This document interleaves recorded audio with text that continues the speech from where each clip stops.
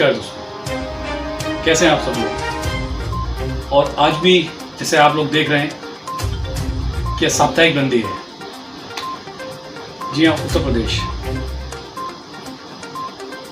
आज हम जिस पर आप लोगों से बात करना चाह रहे हैं, इससे पहले भी हमने आपसे काफ़ी इस बारे में बात की है। महंगाई को लेके, वैक्सीन को लेकर, स्कूल कॉलेजेस को भी लेके, और हमारे पास काफ़ी सुझाव भी ऐसे आते हैं कि सर आप ये मुद्दे भी आप उठाइए और ये बात भी आप रखिए सरकार के आगे। तो आज हम कई चीज़ों को इस चीज़ में शामिल कर रहे हैं, कोई एक चीज़ नहीं है। जैसे आप लोग देख रहे हैं कि टीवी डिबेट कितनी चल रही है, जहाँ सिर्फ और सिर्फ हिंदू मुस्लिम, इसके अलावा दूसरा कोई मुद्दा है ही नहीं कि भाई यहाँ उत्तराखंड के अंदर ये सरकार काम कर रही है या फिर वहाँ का चीफ मिनिस्टर चेंज हो रहा है। अरे भाई साहब, आप लोग ये मुद्दा भी तो उठाइए कि जो महंगाई, जो आम आदमी किस तरह से त्रस्त है, जहाँ लोग ये कह रहे हैं कि आज सैटरडे संडे यानी टुडे इज सैटरडे, कि भाई सैटरडे संडे साप्ताहिक बंदी खत्म हो जाएगी।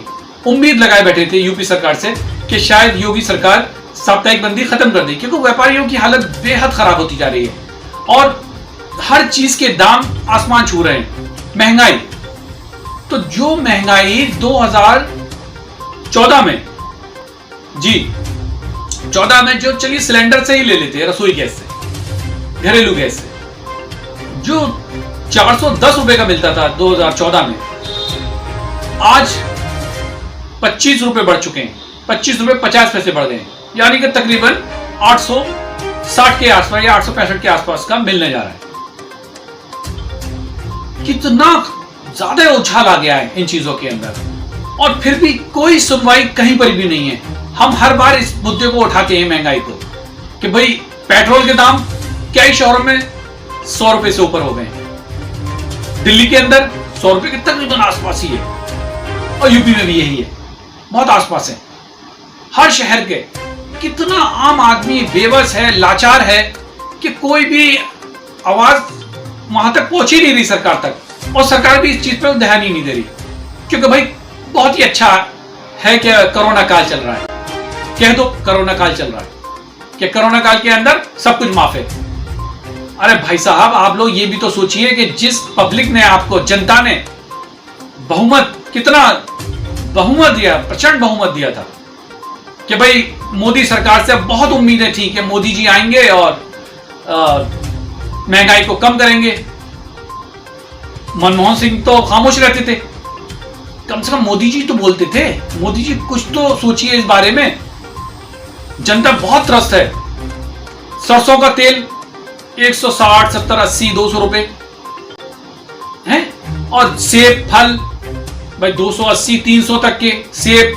सब्जियों के दाम, बैंगन देख लीजिए, 40 रुपए किलो बैंगन, 20 रुपए किलो बिकने वाला। घुइयां देख लीजिए, अरबी 40 रुपए।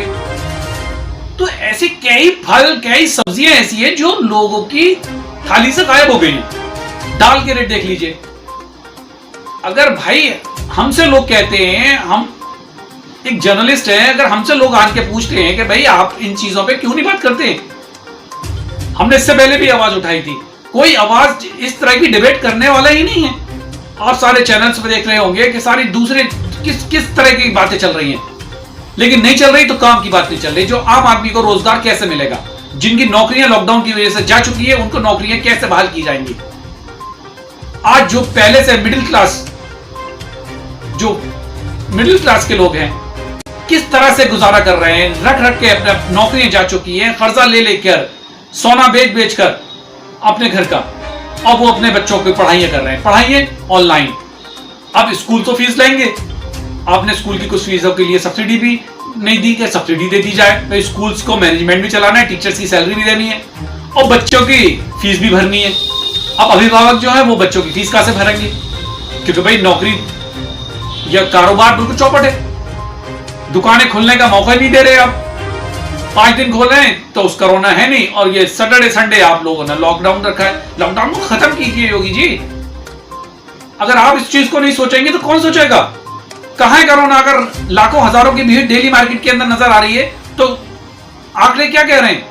सरकारी आप हॉस्पिटल्स के अंदर जाइए, कहां है सरकारी हॉस्पिटल्स के अंदर वैक्सीन नहीं है।